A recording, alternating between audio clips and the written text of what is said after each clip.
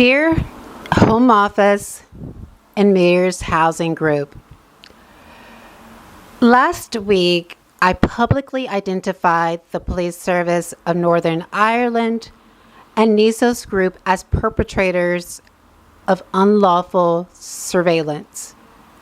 After I did so, my Section 95 payment was reduced to £28. As you know, I get £49 a week. The reduction made not only punishes my human rights activity, but it also establishes a clear pattern of state-sanctioned retaliation. So let me explain what I mean. When I attempted to create an account through the Home Office prepaid financial services website by entering in my personal data, someone captured my credentials. And what do I mean by this? The website abruptly terminated my session by displaying HTML code across my screen. This technical malfunction and irregularity occurred precisely at the point of data submission. So this makes me believe that it was not a malfunction, that it was an interference. To be sure, when I tried to log into the website with my username and password, the system demanded a code that it sent to an email address I never gave the Home Office.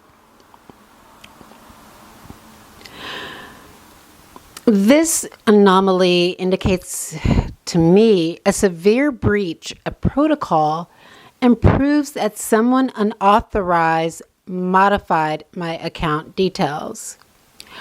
I promptly reported the incident to the Police Service of Northern Ireland and formally reported my card credentials as stolen to underscore the gravity of the situation.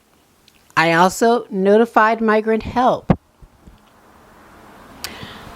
Before these events, it's important to say that MEARS Housing Group sent me a letter containing a false claim that alleged that my asylum claim had been unsuccessful and that I had allegedly exhausted all of my appeals.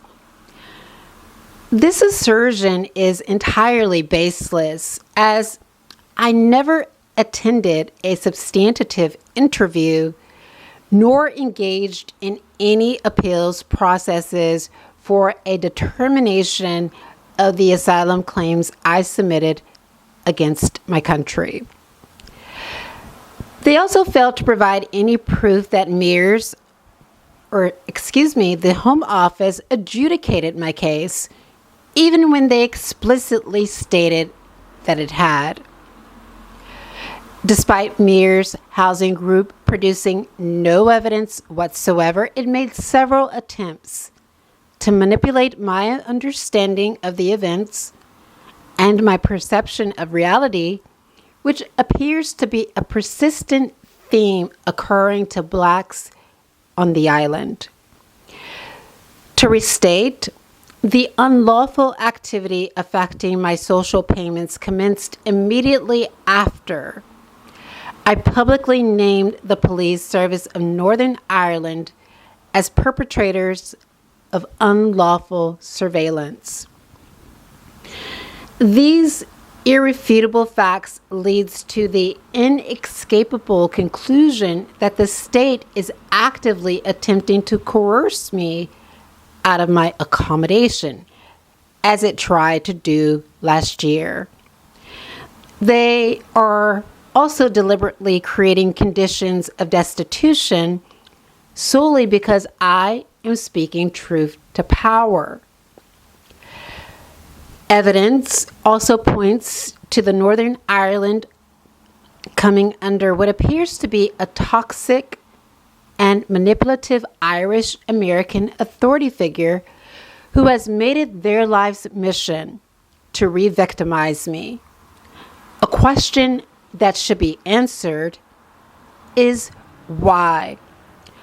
Why do the authorities in this jurisdiction continue to conceal this person's identity, and why do they continue to let this person get away with crimes?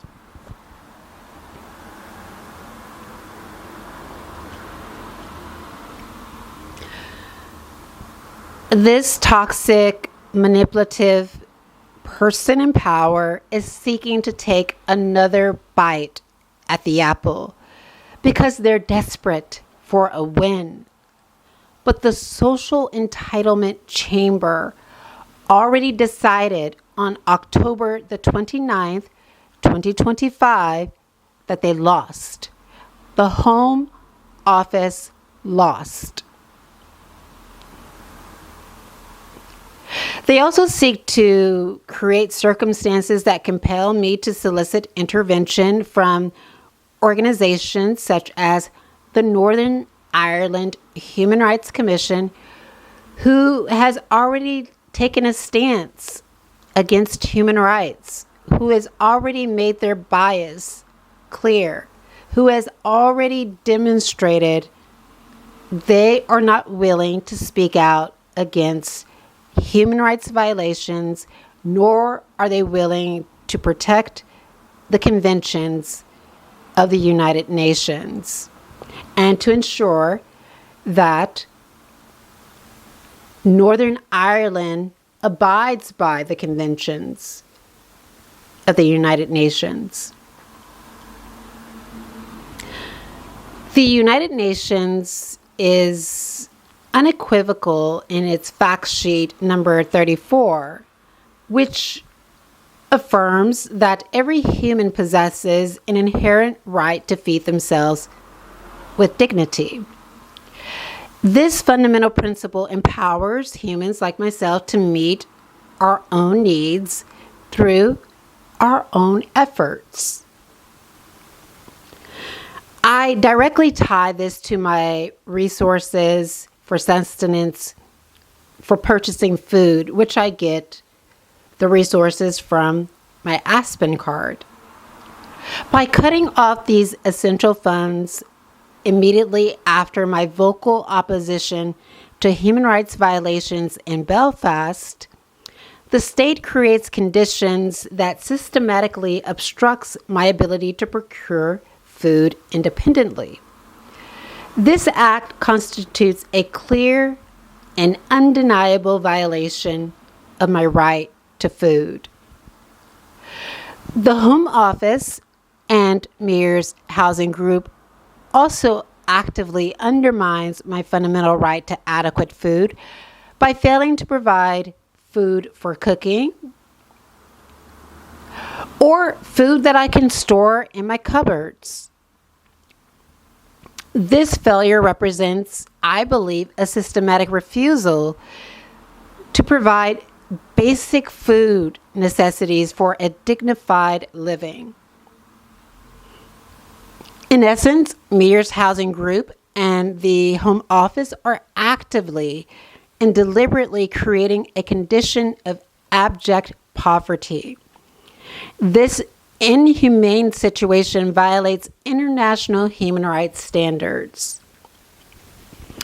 To be sure, the International Bill of Rights defines poverty as, quote, a human condition characterized by sustained or chronic deprivation of the resources, capabilities, choices, security, and power necessary for the enjoyment of an adequate standard of living and other civil, cultural, economic, political, and social rights. This definition precisely encapsulates the conditions the state imposes upon me. The state's deliberate tampering with my Section 95 support unequivocally proves its failure to respect my existing access to food and the means of obtaining it. Further, this deliberate measure, which effectively prevents me from accessing food, also violates the obligation to respect. Denying food assistance to human rights defenders because of their political opinions constitutes a clear breach of human rights principles. International law further obligates the state to protect my enjoyment of the right to food against violations by third parties, be it Nisos Group Limited or any other transnational organized crime group. This protective duty remains a cornerstone of human rights law.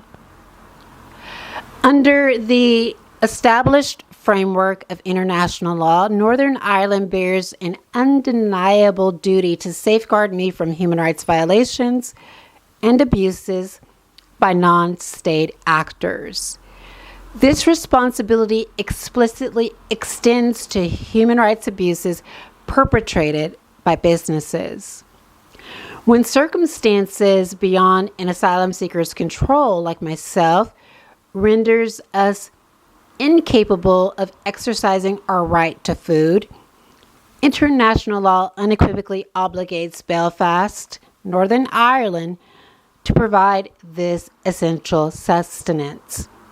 This obligation is non-negotiable and is an aspect of Northern Ireland's international commitments.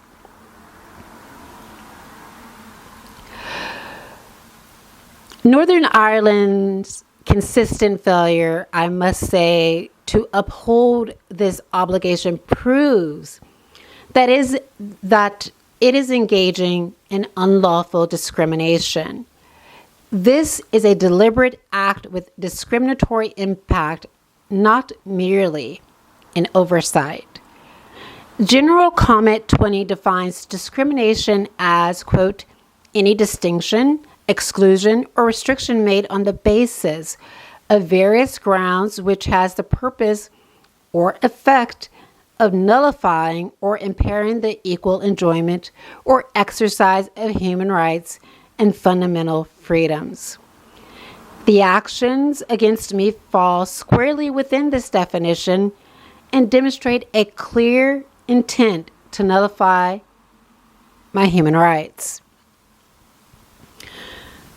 Given the compelling evidence and the profound human rights violations detailed this evening, international human rights standards unequivocally obligate the Home Office to take immediate and decisive action.